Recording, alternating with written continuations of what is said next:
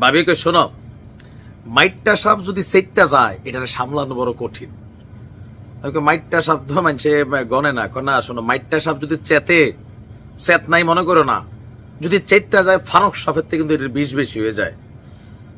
আসলে এই কথাটা কেন বললাম, এই মুহূর্তে গেল ধরেন 17 বছর একটা লড়াই সংগ্রাম শেষে চোখের সামনে ভাসছে, এর মাঝখানে কোথায় থেকে যেন ডক্টর ইউনূস সরকার এসে বসে গেলেন, বাকি মুরব্বীদেরকে নিয়ে একটা সার্কেল তৈরি করলেন, সেইখানে আবার এই ছাত্র উপদেষ্টারা বসলেন, আবার রাজনৈতিক দল তৈরি হয়ে গেল রাতারাতি, আবার ক্ষমতার দিকে ধাবিত হওয়ার জন্য সংসদের ঠিক রোডটার মুখে।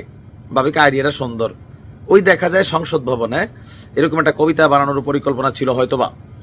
এই সকল কিছু দেখে বিএনপির মনে মনে কি হচ্ছে যে ডক্টর ইউনূস সরকার কি করছেন। প্রশ্ন হচ্ছে মির্জা আব্বাস যতটুকু মান সম্মান আওয়ামী লীগের আমলে ডক্টর ইউনূস না হারাইছেন, আগামী দিনে হয়তোবা তিনি এটাও হারাই ফেলতে পারেন। কারণ বিএনপি কিন্তু অরিজিনালি ফানক সাপ টাইপেরই, আওয়ামী লীগ টাইপেরই, মানে কর্মীরা যারা আছে সব বুলেট এক একটা। But right now Tarique Rahman দলটাকে খুবই শৃঙ্খলার সাথে চালানোর চেষ্টা করছেন।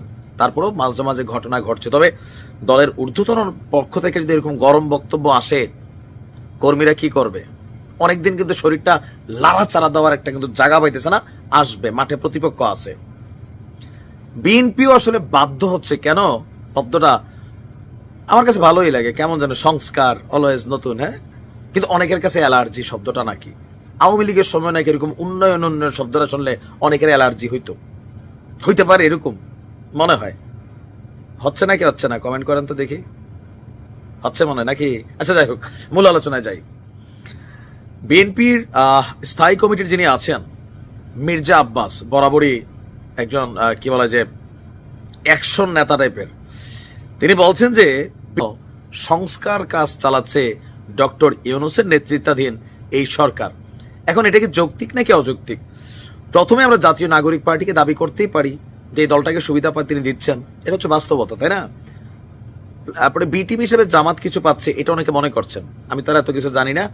আচ্ছা যাই হোক, এরপরে তিনি বলছেন ওদের হাতের, মানে এই ইউনূস সরকারের হাতের, ওদের কলমের, এই যে কলম দেওয়া সাইডের কোনো সংস্কার আমরা সহজে মেনে নেব না। তো কি করবেন? সংস্কার যদি করেন আমরা কারেকশন করব। গেল নি মান সম্মান। কি করছে? সংস্কার যদি করেন আমরা কারেকশন করব। তো আপনারা কি একলা একলা করবেন? আপনারা বড় দল এই বললা না, শোনো, আমরা বড় দল ঠিক আছে, কিন্তু আমরা বিলিভ অন ডেমোক্রেসি। তো কি করবেন? বুদ্ধিটা হচ্ছে বিএনপি সেই কারেকশন অন্যান্য রাজনৈতিক দলের সঙ্গে মিলেমিশে ঠিক করে তা আবার জাতির কাছে তুলে ধরবে যে দেখটা এরকম করছি, ঠিক আছে নি? আমার কথা কি হয়? এটা নাটকের ডায়লগ মনে হয়েছে, বিবারিয়া ডায়লগ। আচ্ছা, তো এরপরে তিনি বলছেন যে ওই সমস্ত তথাকথিত বুদ্ধিজীবী যারা এই দেশের নাগরিক পর্যন্ত নয়, তাদের দিয়ে আপনারা সংস্কার করবেন, এটা আমরা মেনে নেব না। এখানে অনেকেরই আছে যে ডক্টর আলী রিয়াজ, যিনি সংবিধান সংস্কার কমিটির প্রধান, যার বাংলাদেশের নাগরিকত্বই নাই, আমেরিকার নাগরিকত্ব আছেন, সম্ভবত ডুয়েল আছেন, আই ডোন্ট নো, দীর্ঘদিন বাংলাদেশে থাকেন না। তো তিনি যখন এই সংস্কার কমিটির প্রধান হয়েছেন, এটা নিয়ে অনেকে আপত্তি তুলেছেন। বাট সরকার তার এই যে টোটাল এই বক্তব্য, তিনি বলছেন যে আমরা চাই নির্বাচনের জন্য যতটুকু সংস্কার দরকার ততটুকু করেন, আর সংস্কার তো একটা চলমান প্রক্রিয়া। রিজভী সাহেব বলছেন মানে স্বল্পমেয়াদী দীর্ঘমেয়াদী প্যাকেজটা কি?